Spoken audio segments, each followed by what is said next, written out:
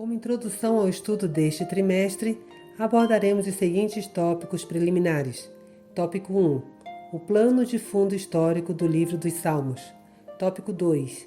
Os diversos gêneros ou categorias de cânticos presentes na coleção. Tópico 3. As orientações bíblicas para a adoração. Além disso, ampliaremos nosso estudo do saltério, examinando os seguintes assuntos: a estrutura dos salmos, as diversas ferramentas literárias que os salmistas usaram para expressar suas emoções e as divisões de livros dentro do próprio saltério.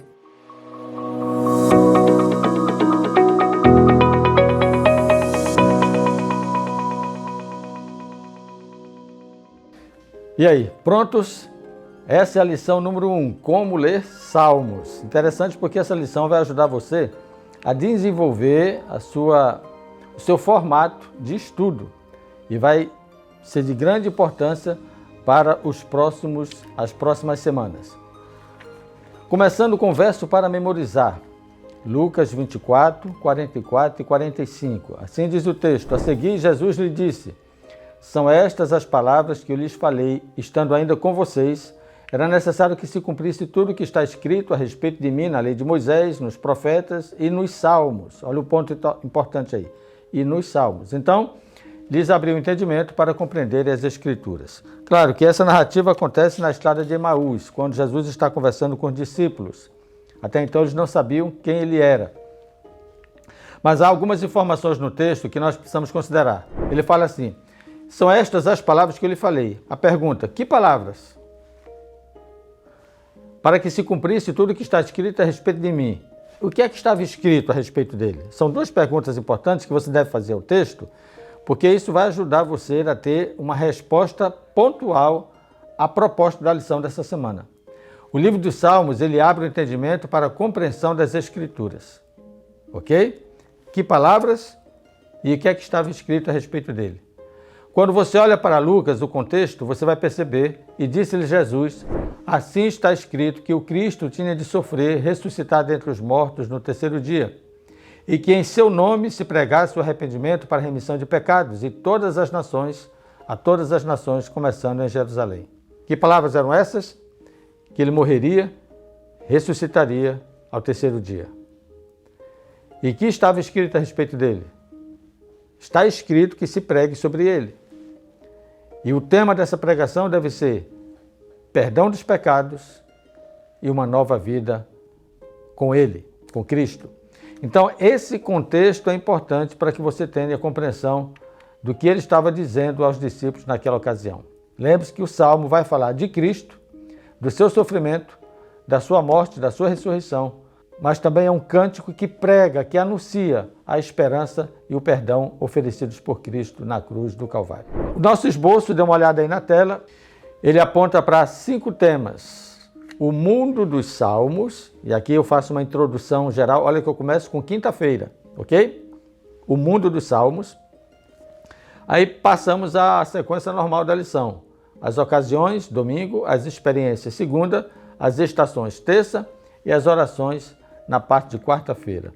Qual é o mundo dos salmos? Pense, o salmos está centrado em Deus, ok? Estar centrado em Deus é estar centrado na adoração.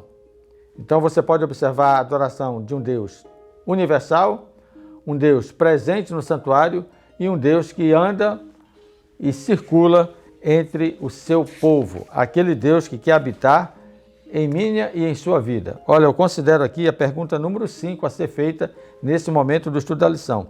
Que lugar Deus ocupa na vida do salmista? Ok?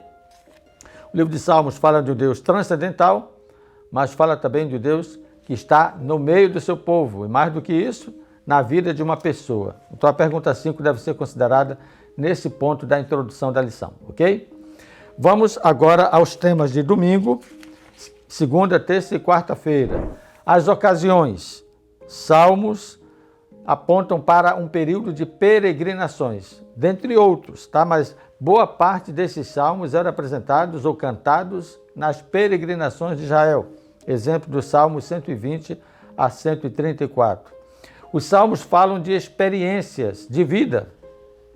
Davi, Asaf, Os filhos de Corá, Salomão e Moisés são compositores de salmos.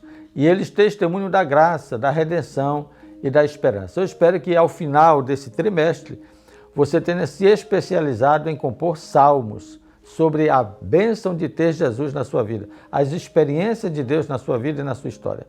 Fala das estações, porque quando se fala das estações, é das diversas etapas que nós vivemos, ok? Podemos adorar a Deus em todas as estações da vida. Esse tema permeia fidelidade de Deus e as mudanças das estações.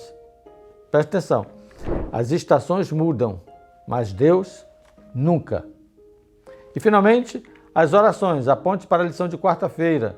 E aqui eu quero deixar uma dica para vocês e até uma informação sobre a nossa estratégia para a lição desse trimestre. Nós vamos encerrar sempre com uma oração no livro dos Salmos, ok? Por exemplo, o tema de quarta-feira convida exatamente a estudarmos as orações. E a sua súplica deve ser, durante todo esse trimestre, ouve, Senhor, a minha oração. Eu concluo perguntando, algum salmo já falou ao seu coração?